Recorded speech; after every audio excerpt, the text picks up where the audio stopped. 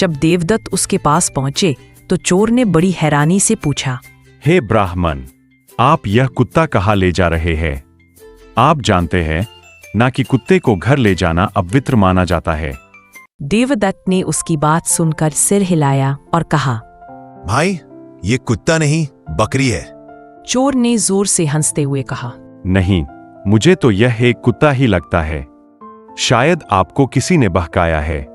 देवदत्त ने चोर की बात पर ध्यान नहीं दिया और अपनी राह पर चल दिए। उन्हें लगा कि वह व्यक्ति शायद किसी मानसिक भ्रम में है। थोड़ी दूर चलने के बाद दूसरा चोर मिला। उसने भी वही बात दोहराई। उसने कहा, हे विद्वान ब्राह्मण, यह कैसा काम कर रहे हैं?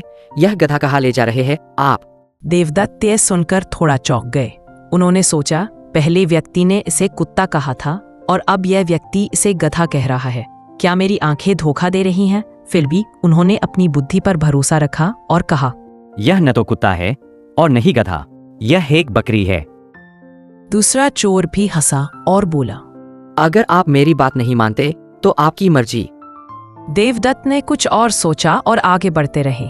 उन्हें अब थोड़ा अजीब लग रहा था, लेकिन वह अभी भी अपनी बात पर दृढ़ थे। कुछ देर बाद तीसरा चोर मिला। उसने एक अलग तरीके से बात शुरू की। उसने बहुत विनम्रता से कहा, ब्राह्मण जी, आप इतने ज्ञानी होकर भी एक बड़ी गलती कर रहे हैं। आप इस सुअर को कहाँ लेकर जा रहे हैं? यह तो सबसे ज्यादा अपवित्र जानवर है।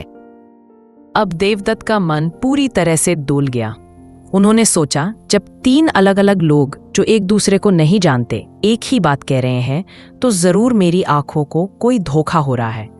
पहले कुत्ता, फिर गधा और अब सुअर। ये तो कोई बहुत बड़ा अपशकुन है। डर के मारे देवदत्त ने तुरंत बकरी को वहीं छोड़कर भाग गए।